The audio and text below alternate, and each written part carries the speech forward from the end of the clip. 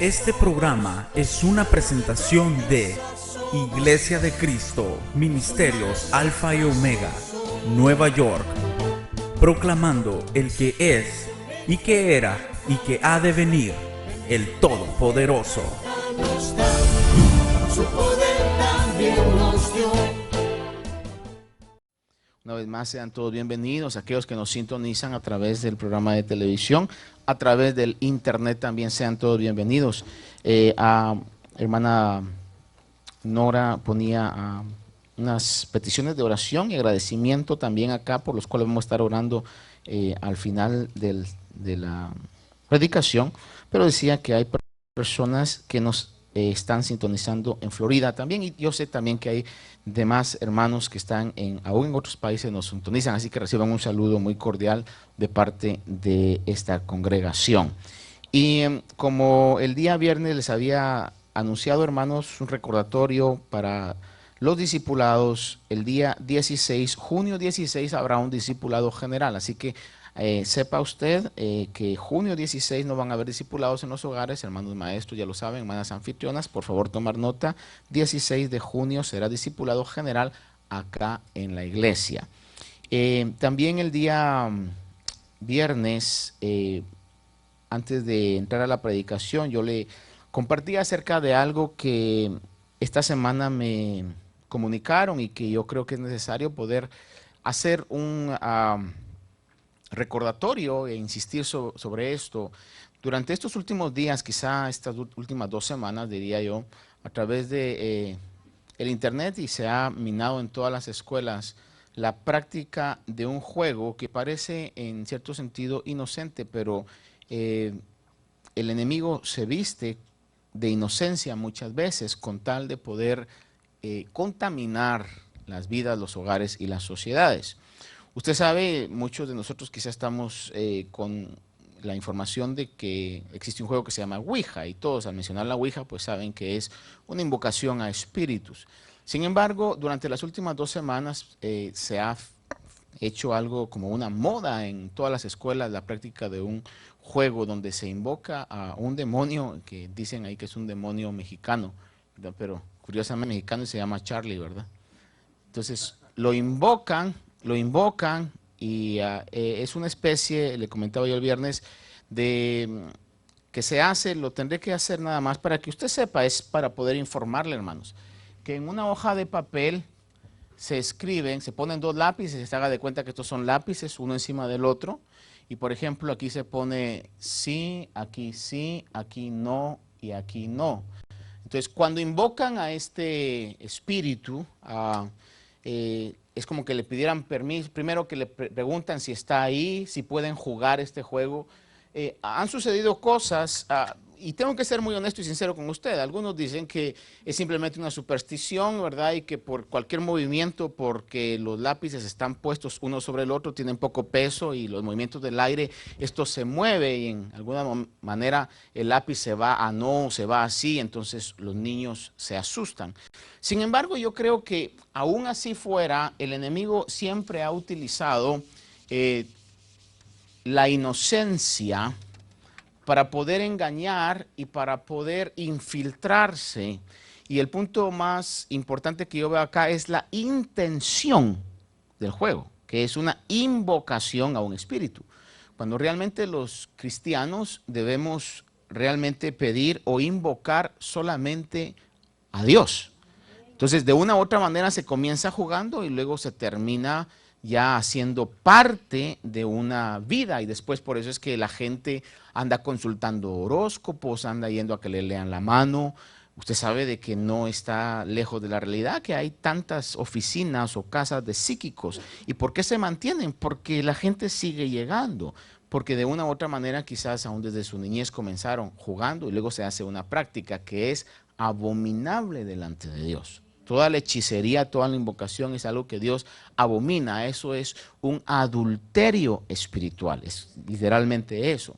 En el libro de Deuteronomio 18, del 10 al 13, dice de esta manera: no sea hallado en ti nadie que haga pasar a su hijo o a su hija por el fuego, ni quien practique adivinación, ni hechicería, o sea, agorero o hechicero o encantador o medium o espiritista, ni quien consulte a los muertos, porque cualquiera que hace estas cosas es abominable al Señor, y por causa de estas abominaciones el Señor tu Dios expulsará a esas naciones de delante de ti. Dice, serás intachable delante del Señor. Son las instrucciones de Dios hacia Israel. Le leía también el día viernes que en el libro de 2 Corintios 11, 14 al 15 dice que no es de extrañar, pues aún Satanás se disfraza como ángel de luz. Es decir, que el diablo siempre va a tratar de ser inocente, como que es un juego nada más, pero detrás de todo eso hay una infiltración, hay una contaminación espiritual. Ahora, el punto más serio es de que los niños quedan con temor, porque según me dicen, bueno, no me dicen, sino que investigando también, aparte de que me comentaron, ¿verdad? En discipulado ahí con hermana Susi, me comentaron que hubieron niños que estaban comentando que se estaba jugando eso y que muchos niños están con miedo. Y luego hermana Ana Márquez me llamaba, creo que el día jueves, si no me equivoco, hermana Ana, que en la escuela que trabaja, dice, comenzaron a jugar eso en la hora de recreo, y comenzaron a pasar cosas que tiraban cosas, puertas o luces se apagaban, todo ese tipo de cosas. Y son situaciones que se manifiestan, y como le digo, a veces el enemigo deja que en un momento no haya nada para que digan es un juego, pero en otras oportunidades sí se manifiesta. Porque el diablo se viste, se disfraza. Dice el apóstol Pablo que no ignoremos las artimañas del enemigo. Entonces, de una u otra manera, al estar invocando, esto es algo que desagrada a Dios. Y luego, para concluir el juego, dice que tienen que pedirle permiso al espíritu también para concluir el juego. Y si no lo concluyen, entonces el espíritu los persigue. The demon o demon hunt them, los persigue. Entonces los niños andan con temor. Y la palabra de Dios claramente, hermano, dice que Dios no nos ha dado un espíritu de temor, ni usted quiere que sus hijos sean temerosos toda su vida. Entonces, de una u otra manera, padres, yo les aconsejo a que ustedes puedan, si no saben, pregunten, hablen con sus hijos, y de una u otra manera también instruyanlos y déjenles saber que eso realmente no va a traer ningún beneficio para su vida, sino más que todo va a ser una contaminación de temor. Cristina me compartía algo el día viernes y me decía de que en español ella años atrás jugó una versión que, no sé, algo así me dijiste, Cristina, como Candyman o algo así, ¿verdad? Y ella lo jugó y en esa situación como de inocencia o atrevimiento, no sé cómo, ¿verdad? Lo jugó, pero luego dice que, no sé si me equivoco, mantuvo como un espíritu de temor durante años. Si no fue hasta en un servicio que el Señor la liberó de eso. Entonces, hermanos amados, en estas situaciones de adivinación, de invocaciones, no hay inocencias. Tenemos nosotros que ser muy alertas. La palabra de Dios nos instruye a que estemos alertas y que velemos. Vele usted por los juguetes de sus hijos, vele usted por lo que se practica. Es muy importante que Dios nos encuentre criando una generación de gente que pueda tener los principios bíblicos, hermano, viviendo la palabra de Dios.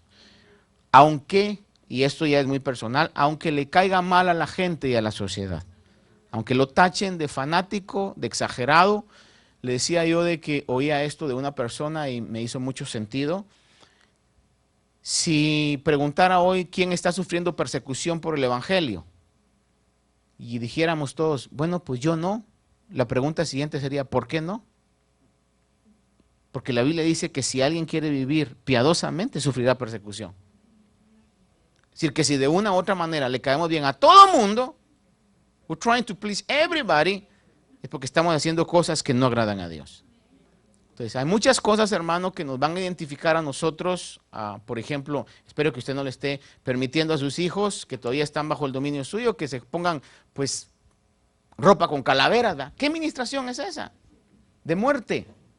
Y si usted mira todo, hermano, lo que la mercadotecnia, que sin duda alguna está bajo el dominio del príncipe de este mundo, hermano, tiene un éxito terrible. Siempre hay un mensaje subliminal o un mensaje directo para querer contaminar nuestra vida y nuestra sociedad. Marquemos la diferencia y vamos a ser bendecidos por Dios.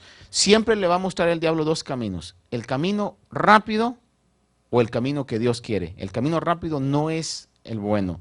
El camino que Dios quiere, hermano, donde muchas veces van a haber sufrimiento, va a haber la decisión de mantener un carácter cristiano y tener esa persecución, nos va a llevar a bendiciones genuinas y duraderas.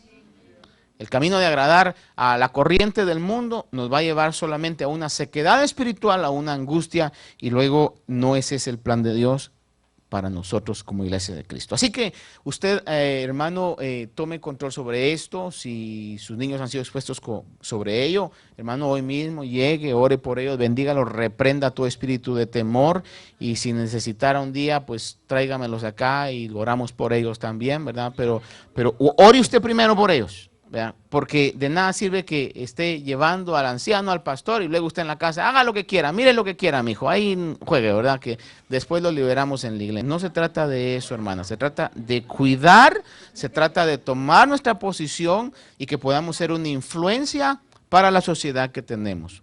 La labor de los ministros, la labor de los pastores o de los ministerios que han sido comisionados por Dios es preparar a la iglesia para la obra del ministerio.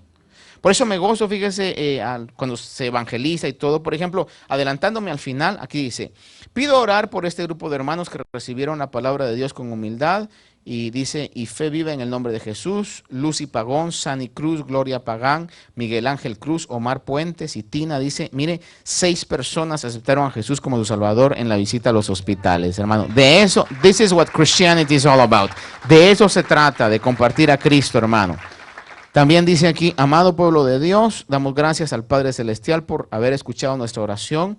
Dice, Buffy, hace varias semanas, dice, oramos aquí por la salud de la niña Ashley, imagino, y su mamá me llamó para compartir que el doctor le dijo que la niña está sana de la tiroides que parecía, dice. Démosle gloria a Dios por esto. Bendito sea Dios. Dice también aquí oramos por hermano Tomás, que no tenía trabajo, dice, y mi Señor proveyó un trabajo, y damos gracias a Dios porque la gloria está abrazando a su pueblo. Dice el clamor, Dios digno de recibir la gloria. Y estos hermanos, algunos de ellos nos vienen en Florida, por eso es lo que mencionaba. Así que cuando nosotros tomamos la palabra en serio, hermano, y vivir el evangelio, vamos a hacer de una influencia, vamos a hacer cambios, vamos a hacer elementos de cambios para personas que nos rodean. Es importante congregarse, pero el cristianismo va más allá de lo que hoy estamos haciendo. Así que les insto a que usted y yo podamos agradar a Dios, no tratar de agradar ni al pastor ni a la iglesia, agradar a Dios y a su palabra, tomando estas acciones, y Dios lo va a bendecir. Eso yo se lo puedo garantizar, que así es lo que la palabra de Dios dice. Muy bien.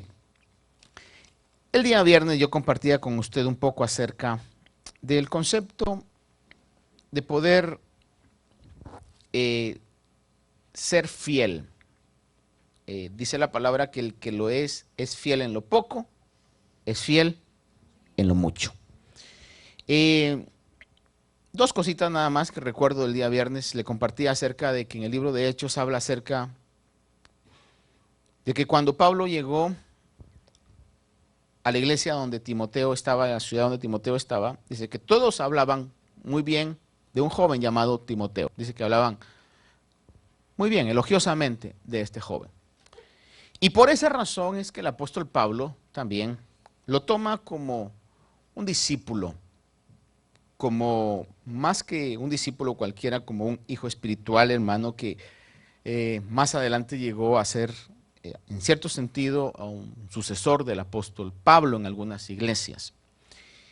El mismo apóstol Pablo dice un pasaje que agradece a Dios porque Dios lo tuvo por fiel para ponerlo en el ministerio. Y haciendo un análisis de la vida del apóstol Pablo, él no la tuvo fácil para comenzar el ministerio. No la tuvo fácil porque tenía una reputación que le precedía muy mala. Había arrastrado a la iglesia, nadie quería juntarse con él, era una persona despreciable, pues en este caso. Tenían miedo, tenían terror. Sin embargo, persistió y con la ayuda también de hermanos maduros, en el caso de Bernabé, lo acogen, lo disipulan, hermano, y más adelante el apóstol Pablo viene a desarrollar lo que ningún otro apóstol en la en el inicio de la iglesia, desarrolló en el sentido de poder llegar a la gentilidad como nadie más lo pudo hacer. Y que llegó a decir, yo ya no tengo más donde predicar el evangelio. Pero dice que fue Dios el que lo tuvo por fiel. ¿Qué hubiera pasado si en las primeras semanas o meses del ministerio el apóstol hubiera dicho, no, no me aceptan, no me quieren y se retira? Entonces no hubiera habido esa fidelidad al propósito. Y la fidelidad, sinónimo de fe, es exactitud en cumplir los propósitos que tenemos. Dios tiene un propósito con cada uno de nosotros. Y no quiero en ninguna manera decir que los propósitos de Dios van a hacer a que todos sean ministros, evangelistas, apóstoles, pastores, profetas. No, Señor. Mire, hermano, no es lo importante querer ser lo que uno no es, sino desarrollar lo que realmente uno es, lo que Dios quiere y por lo cual Dios le ha permitido tener esta vida. Pero hay un ministerio en el hogar, en el trabajo, en la sociedad que todos nosotros debemos desarrollar y tenemos nosotros que ser fieles en ese propósito, que Dios lo va revelando. Por decirle algo, dos cosas que ninguno de nosotros nos podemos quitar porque están bíblicas, dice que somos luz del mundo y somos sal de la tierra. Todos aquí tenemos un ministerio de brillar y de preservar. Así es. Ahora, tenemos que ser fieles en relación a eso. Tenemos que mantenernos en esa fidelidad.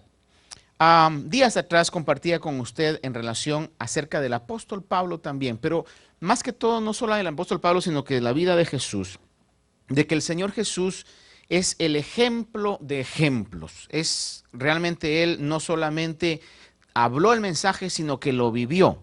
Por eso es que alertó a los que lo escuchaban diciendo, los fariseos y los maestros de la ley dice que hablan o se sientan en la cátedra de Moisés. ¿Se recuerda usted que hablamos un poco de eso? Dice, sin embargo, hagan lo que ellos dicen, pero no hagan lo que ellos hacen. Porque ellos dicen una cosa, pero hacen otra. En relación a la importancia del ejemplo, de tener una vida de ejemplo. Por eso si usted le va a decir a sus hijos, mire, no juegue eso porque eso desagrada a Dios, no vaya a estar leyendo el horóscopo. Pues, ¿verdad?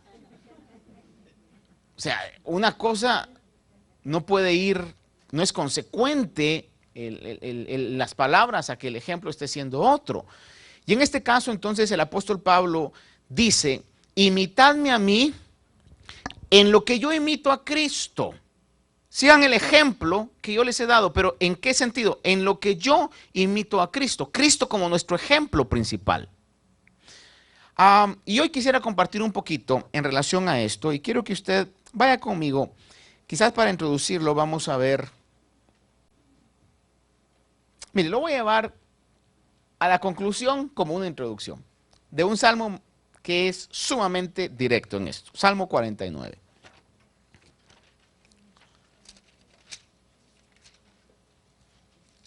Y lo vamos a leer 49, Salmo número 49.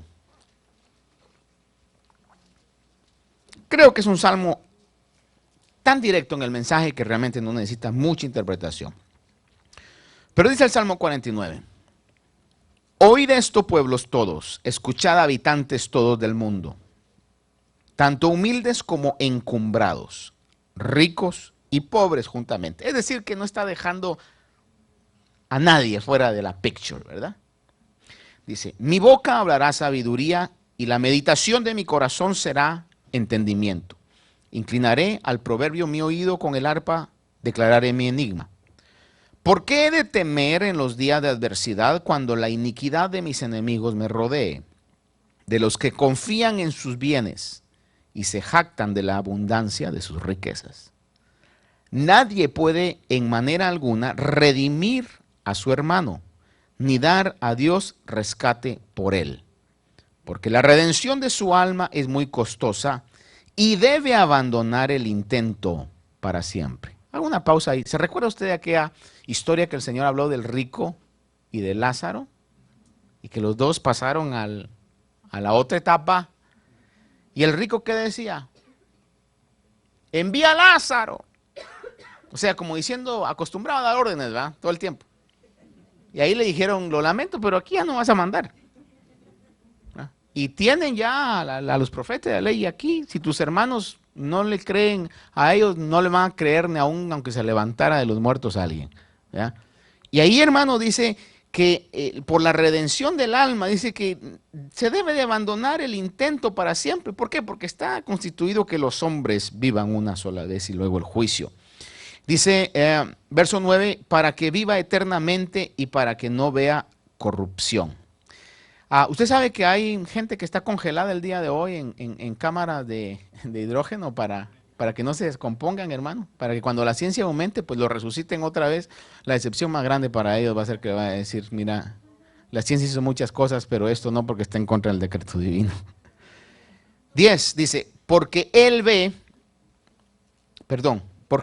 que aún los sabios mueren, el torpe y el necio perecen de igual manera, y dejan sus riquezas a otros. Su íntimo pensamiento es que sus casas serán eternas y sus moradas para todas las generaciones, y a sus tierras han dado sus nombres. Quizás aquí no hay tanto de nombres de tierra, pero sí nombres de calles, ¿verdad? Y dice, mas el hombre en su vanagloria no permanecerá, es como las bestias que perecen. Este es el camino de los insensatos y de los que después de ellos aprueban sus palabras. Como ovejas son destinados para el Seol, la muerte los pastoreará.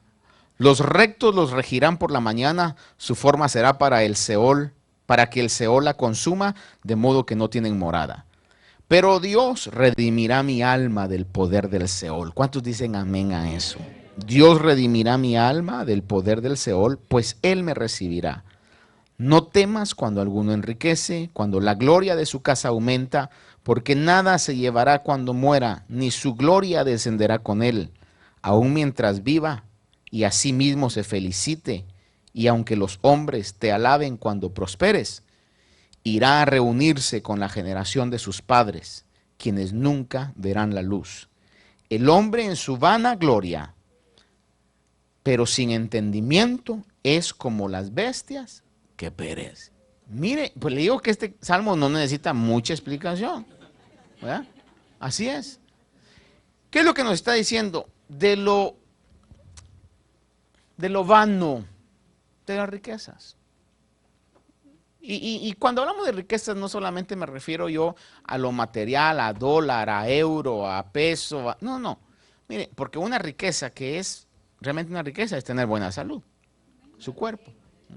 Sin embargo, eso puede cambiar así. Fíjese usted que una de las interpretaciones cuando en el profeta Isaías dice que Él llevó todas nuestras enfermedades. Eso no quiere decir de que porque Jesús ya cargó con el peso de nuestras enfermedades, nosotros ya no nos vamos a enfermar, porque usted sabe de que hay una corriente, o ahora ya no tanto, pero hubo una corriente donde decía, si usted es cristiano genuino, usted nunca se debe de enfermar, usted tiene que estar bendecido, usted tiene que tener casas, carros, tiene que tener una salud top 10, hermano. Y ¿sabe qué es lo más triste? De que muchos de los que dicen eso, a oscuras, a oculto, van a visitar al médico, pero no lo dicen. Por ejemplo, una vez yo le he contado esto, sin buscar. Yo paré por una etapa que yo estaba atravesando en mi vida, en otro lugar, de un predicador de que ministra masivamente así a congregaciones o cruzadas, lo cual, amén, ¿verdad? Si Dios lo indica, pues amén. Yo no tengo nada en contra de eso. Pero en el sentido de que llegué con un especialista porque necesitaba que me hicieran un examen y entonces me pregunta, en otro país, hermano, y entonces me pregunta, ¿y usted qué se dedica? Y le digo, yo soy pastor. Me dice, yo aquí trato a algunos pastores, me dice. De hecho, trato a la esposa de fulano de tal, y me mencionó el nombre. Oh, sí, le dije yo. Sí, me dice, tiene una condición de así. Obviamente, quizás de ética no tenía nada ese doctor, ¿verdad? Pero me reveló la condición de la mujer del pastor, que, hermano, predica sanidad y predica ese tipo de cosas. No creo que él necesariamente predique el hecho de que no hay que enfermarse. Espero que no sea así, ¿verdad? Pero sí hay cierto tipo de mensaje que predicaba eso. Tiene que ser próspero, nunca se va a enfermar. Y entonces cuando alguien se enfermaba, inmediatamente lo relacionaban. Está pecando, algo está mal en usted, ¿verdad? ¿Y qué hizo? Es el punto ahí. Ahora, si interpretamos bien la palabra, el Señor lo que está diciendo es que Él llevó nuestras enfermedades porque va a venir un día donde ni la muerte va a tener dominio sobre usted. Y a eso se refiere el Señor. Va a venir un día donde se va a instaurar el reino y ya no va a haber más llanto, ya no va a haber más dolor, toda enfermedad se va a ir. Pero mientras tanto, todavía los cristianos se mueren, todavía los cristianos se enferman, todavía los cristianos pasarán algún tipo de situación de problemas y en algunos casos aún de necesidad. Porque si no el apóstol Pablo, saber qué haría el apóstol Pablo para que en Filipenses escribiera y haya dicho, sé vivir en pobreza y sé vivir también en abundancia. El apóstol Pablo en pobreza. ¿Qué hizo? No, hermanos, son tratos que Dios tiene para ver si en medio de la pobreza amamos a Dios, si en medio de la escasez alabamos a Dios, si en medio de la enfermedad todavía alabamos a Dios. Porque si fuera así y que Él llevó ahí a todo eso, entonces ni siquiera tendríamos que morirnos, porque Él murió por nosotros. Pero los cristianos todavía se mueren. Y el apóstol Pablo mismo dijo, para mí el vivir es Cristo y el morir para mí es ganancia. Yo anhelo estar con Cristo. Entonces, en ese sentido, fíjese usted que cuando leemos el Salmo 49 estamos viendo un salmo que marca de una manera clara, específica, la vanidad de todas las cosas que en este mundo puedan haber, sea salud, sea cuerpo, sea juventud, o dígame usted, ¿acaso la juventud no se pasa rápido? Tan rápido que ni se dio cuenta cuando dejó de ser joven usted. Despertó cuando ya le estaban diciendo señor o señora. Abuelo, dijo alguien ahí, ¿verdad? Bueno, ahí ya lo despertaron los nietos, ¿verdad? Vanidad de las cosas de esta vida. Sin embargo, en esta vida hay un propósito. Y el propósito es imitar a Jesús como Pablo imitaba a Jesús. Ahora, sobre esto yo quiero que vaya a ver conmigo algunos versículos acá. Algunos se los voy a referir, otros vamos a verlo. Este no lo busque, pero yo sé que usted se recuerda. ¿Cómo fue tentado Jesús? ¿Verdad que Jesús fue tentado aún a que pudiera tener ambición por los reinos de este mundo? ¿Se recuerda usted que él dice que el diablo le mostró todos los reinos de este mundo, la gloria de ellos, y le dice, todos te los doy si me postrado me adoras? ¿Qué si Jesús no hubiera tenido control sobre la ambición? ¿Por qué le hablo de la ambición? Porque aquí el salmista está hablando y dice, en este caso es una administración de Dios, a que puedan ver la realidad total, hermano. Mire, y no con esto pensemos, entonces Dios nos quiere necesitados, pobres. No, pero sí quiere que podamos tener un equilibrio de que lo más importante en nuestra vida es y será siempre Dios y lo espiritual, más que cualquier otra cosa. Por eso días atrás yo le comentaba acerca del pasaje que dice, mas buscad primero el reino de Dios y su justicia. Buscar que Él realmente sea el Señor y nosotros seamos los siervos o los esclavos. Y me gusta la expresión esclavo porque es lo que el original dice en este sentido. Entonces, cuando el Señor venció, hermano, venció toda la propuesta del enemigo. Lo que no pudo vencer quizás Adán y Eva, sin duda alguna. Por eso el postrer Adán, que habla de Jesús, el postrer Adán, sí venció la ambición. Ahora, fíjese usted que a los discípulos aún, en algún momento, los discípulos le dijeron a Jesús, y solo estoy refiriendo a esto porque no quiero que leamos todos los versos, sé que usted lo sabe, pero por ejemplo, Mateo 18:1, los discípulos le preguntan ahí, si usted lo mira ambiciosamente quizás, esa pregunta, no sé si la ponemos acá, vamos a verlo, 18:1 de Mateo. Dice, en aquel momento se acercaron los discípulos a Jesús diciendo, ¿quién es entonces el mayor en el reino de los cielos? ¿A qué le suena a usted esa pregunta? ¿No le suena ambición? ¿Verdad? Como diciendo, ¿y quién va a ser el mayor? ¿Quién va a ser el que va a tener el mando? Y fíjese que el Señor no los reprendió en relación a eso, pero sí los instruyó. Es decir, que aprovechó que salió a luz lo que estaba en el corazón para poder marcarles los principios del reino. En el reino de Dios, ¿cuántos queremos realmente que Dios sea nuestro rey?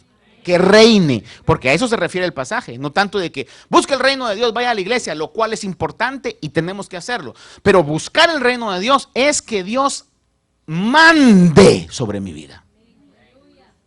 Que yo no me siga mandando por mí mismo, sino que realmente con mis acciones pueda hacer que Dios mande sobre mi vida y que reconozca que yo soy su esclavo porque me compró con precio de sangre. Y en este sentido, entonces, el Señor aprovechó esas situaciones para poder marcarle los principios del reino. Por ejemplo, el principio del reino.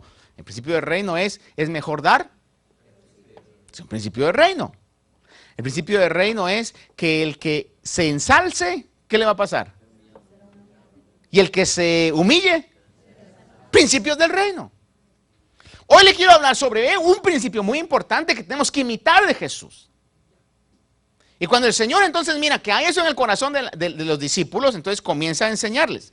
Mateo 23, 12, vamos a ver ahí ese pasaje, Mateo 23, 12.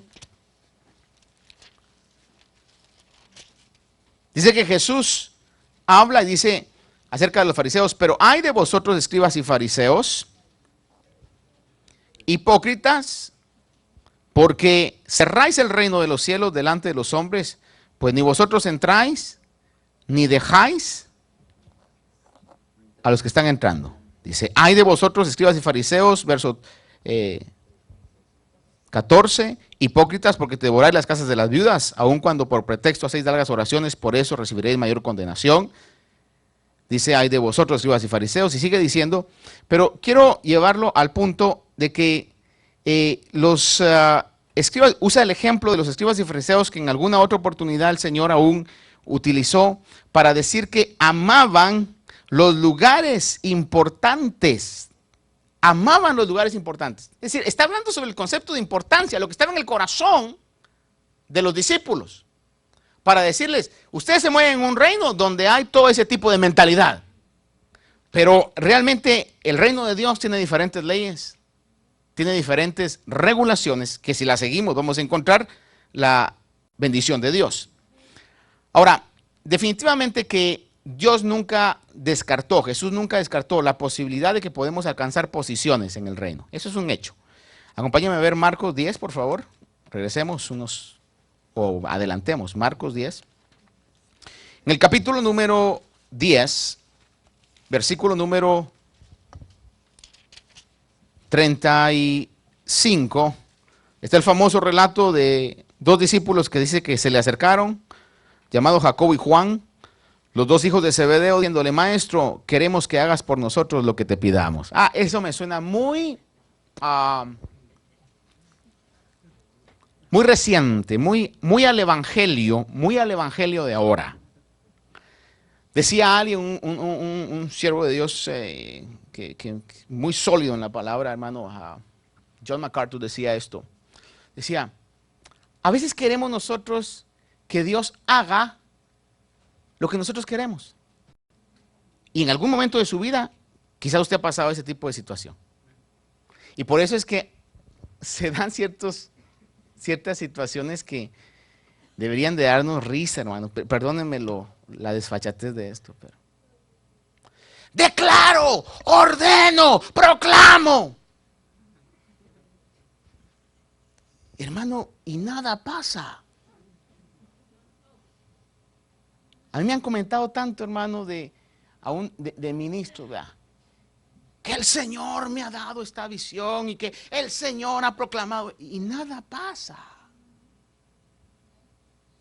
Fíjese que de que yo me he enterado, especialmente cuando yo vine aquí, me comentaban de que venía un pastor de tal lugar y que el Señor le decía, te he entregado a Nueva York. Luego vino otro y también el Señor le dijo lo mismo, te he entregado a Nueva York. Luego otro, o sea que Nueva York está repartido entre como 1000, hermano. ¿Qué es eso? Mentira, eso es deseo del corazón. Hay muchas cosas que usted y yo queremos hacer, pero que no son la voluntad de Dios, punto.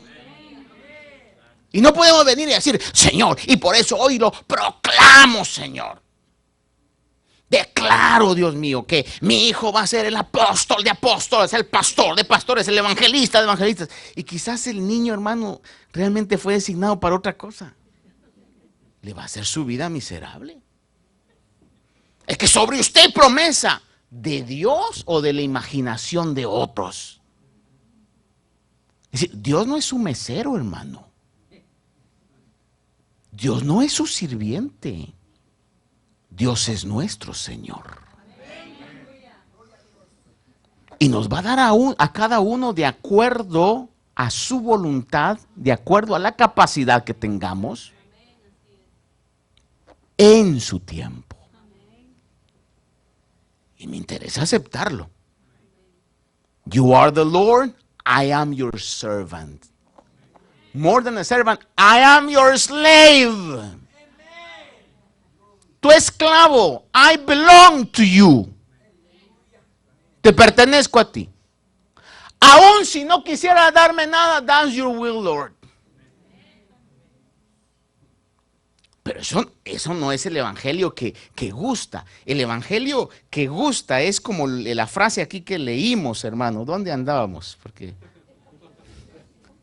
verso que era el 35.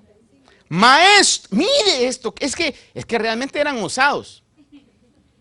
¿No le parece a usted?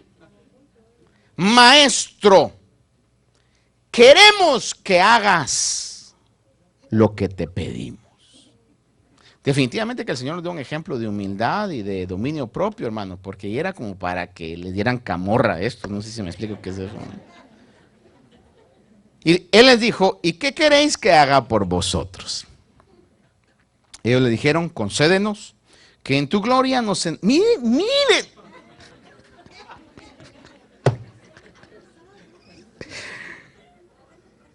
Yo creo que qué vergüenza han de tener estos dos, ¿verdad? Dice, concédenos que en tu gloria nos sentemos uno a la derecha y el otro a la izquierda. Y en otro pasaje relata que fue la mamá la que les dice eso, o lo reitera también. Y dice, pero Jesús les dijo, no sabéis, y aquí es donde viene, no sabéis lo que pedís. Dígame usted, ¿qué acaso no nos pasó eso en nuestra vida secular muchas veces? Mire, felicitamos hoy a los hermanos que tienen 11 años de matrimonio, ¿verdad? Y es el estado natural del hombre. La palabra de Dios lo dice así. No es bueno que el hombre esté solo. A menos que Dios lo capacite para usted, hermano. Usted, a menos que Dios no le dé el don de continencia, pues pídale al Señor, ¿ya? Su media naranja. O su medio melón. Pero, a lo que voy es a esto. ¿Verdad que muchos, o en algunas etapas de nuestra vida, ay, Señor, me quiero casar, me quiero casar, me quiero casar, me quiero casar?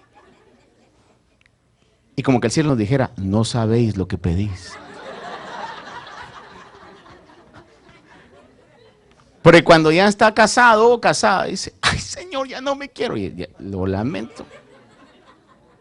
Para toda la vida. ¿O no era aquello, hermano, de que usted quería, por ejemplo, los hombres, que ya quisiera ser más grande? Ya quiero ser más grande, ya quiero ser más grande. Y luego cuando uno ya se da cuenta que fue grande, ya no hay manera de poder llegar atrás. Dice, no sabéis lo que pedí. God es en control, Dios está en control, hermano. Mira, yo he llegado a reconocer eso, me está costando. Llego, Señor, tú estás en control, Señor. Tú sabes lo que necesitamos, Señor. Tú sabes, Señor amado, lo que mi vida y en mi vida personal, en mi vida, en mis áreas.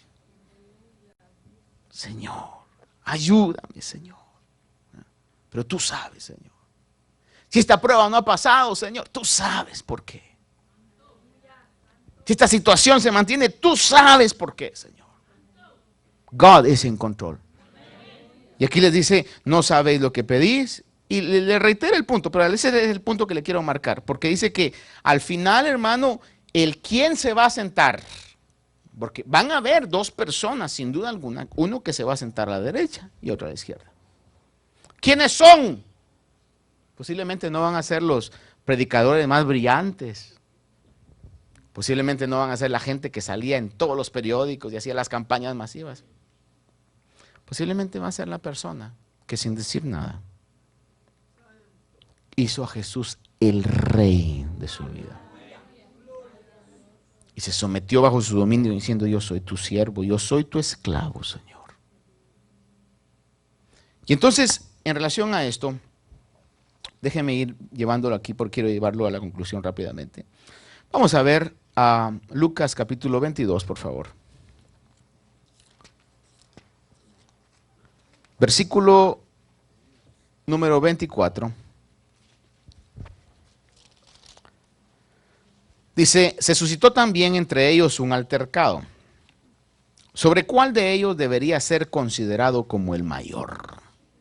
Están todos los discípulos, los 12 ahí. Y Jesús les dijo, esto es principio del reino de Dios. Yo anhelo con todo mi corazón que su vida sea bendecida, que esta iglesia sea bendecida, cada familia sea bendecida, que mi vida sea bendecida. But we need to understand the principles of God's kingdom. Mientras no los entendamos, hermano, no va a pasar. Podemos estar como los 12. ¿Y ahora quién es el mayor? ¿Quién es el mayor? ¿Quién es el mayor? Defendiendo un nombre, defendiendo un hombre, lo peor todavía.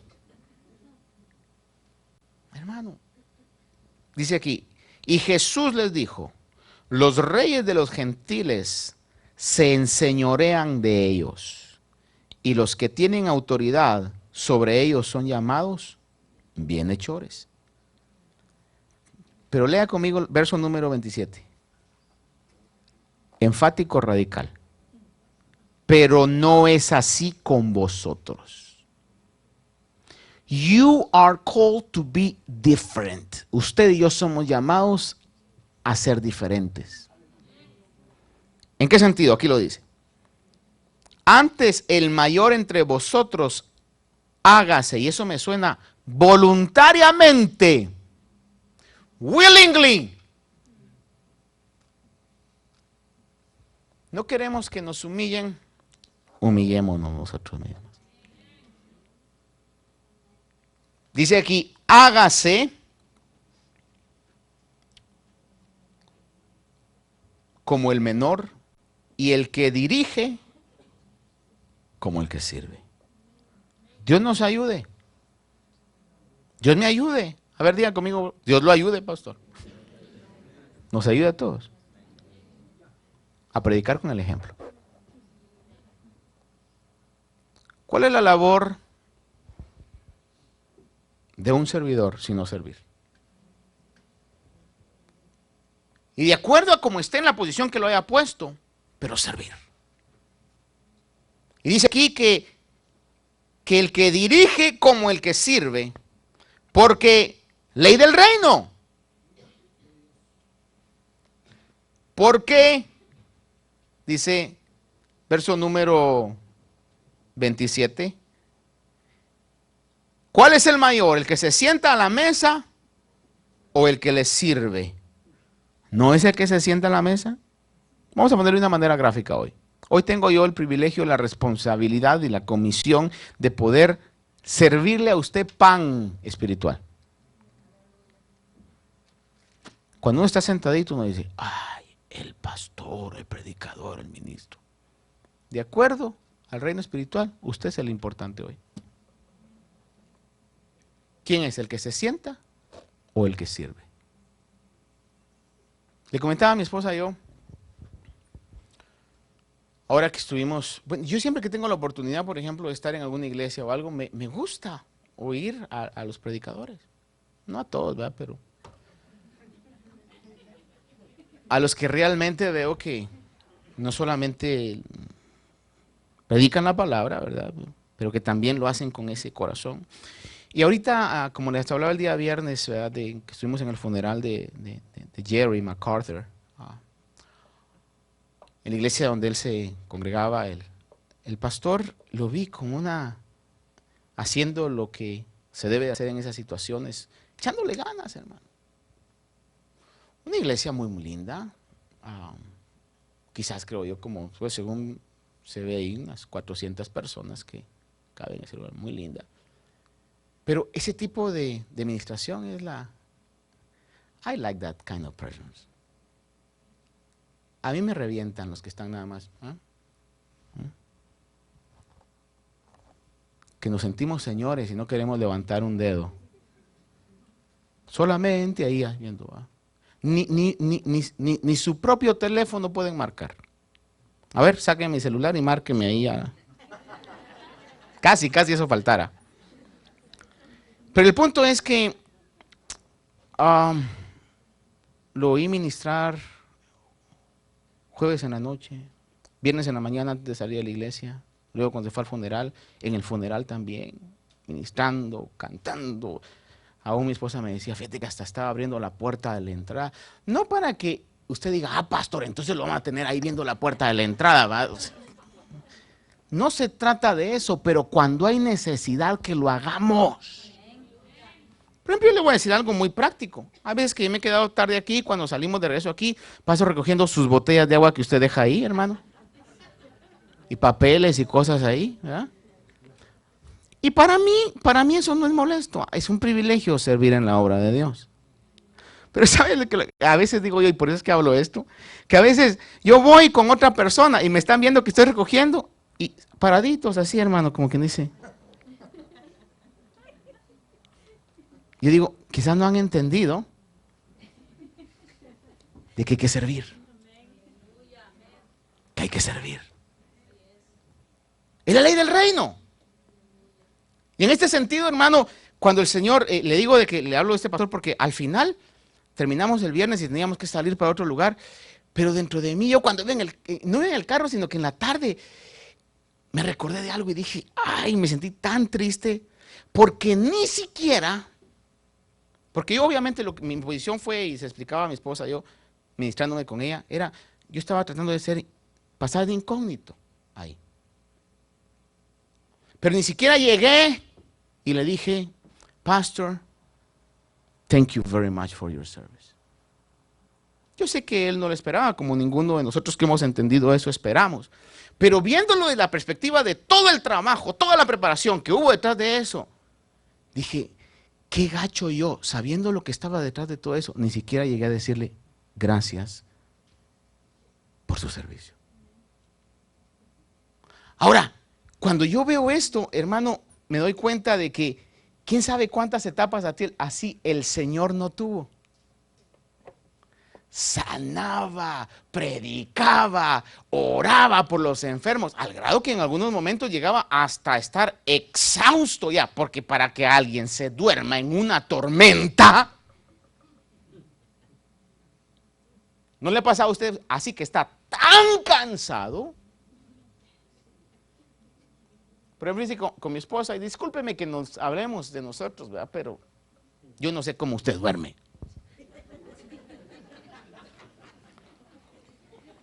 Pero, por ejemplo, a veces para dormirnos tenemos que tener su almohada, el agujero de su cama.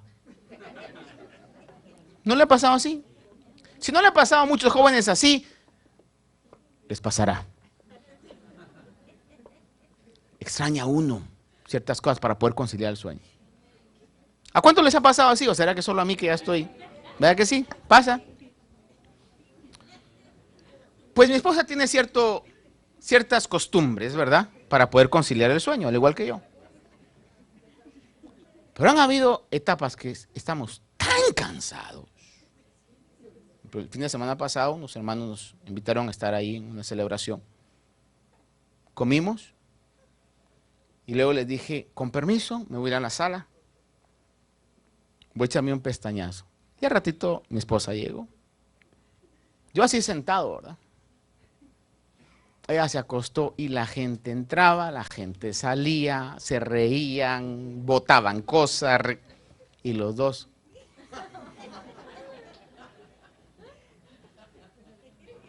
La mejor medicina para el insomnio, tener sueño y una buena conciencia.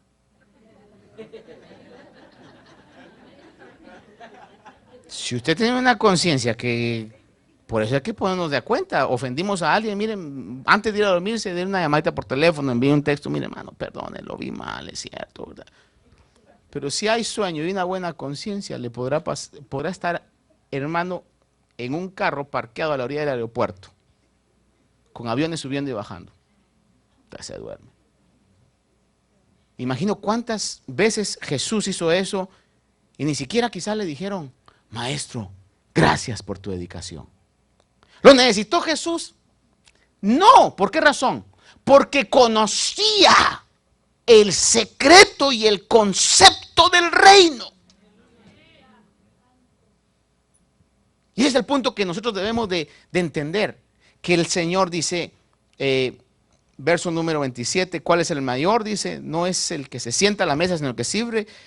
No es el que se sienta a la mesa. Sin embargo, dice al final del verso 27, entre vosotros yo soy como el que sirve. Entre vosotros yo lo sirvo. Ahora, ¿fue obligado el Señor para eso? No, voluntariamente lo hizo. Y para concluir, vamos a ver entonces en Juan capítulo 13 para concluir acá. Versículo 3. Le prometo que concluyo con esto. Juan 13, del versículo 3 en adelante, dice algunas cosas interesantes. Dice, Jesús, sabiendo que el Padre había puesto todas las cosas en sus manos y que de Dios había salido y que a Dios volvía. Ese verso es impresionante. Ese 13:3. Léalo conmigo una vez más. Jesús, sabiendo que el Padre había puesto todas las cosas en sus manos. He knew beyond the shadow of a doubt que se le había dado un nombre sobre todo nombre. Señorío sobre todo señorío. El mismo diablo, la muerte, todos, sabiendo Jesús. ¿Qué fue lo que hizo? Dijo, bueno, ahora a ver, todos me sirven. No. Se ciñó una toalla y comenzó a lavarles los pies a sus apóstoles.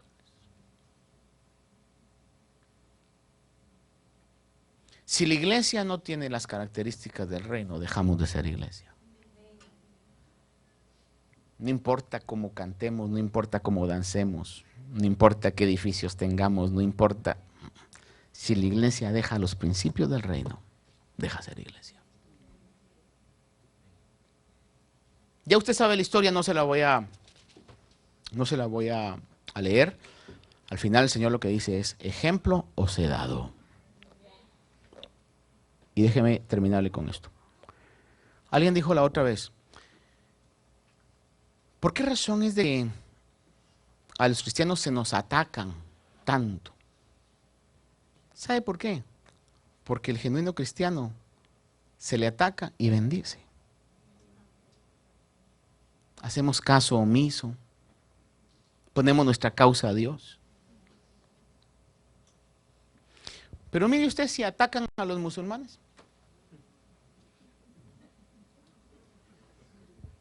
¿Por qué no atacan a los musulmanes?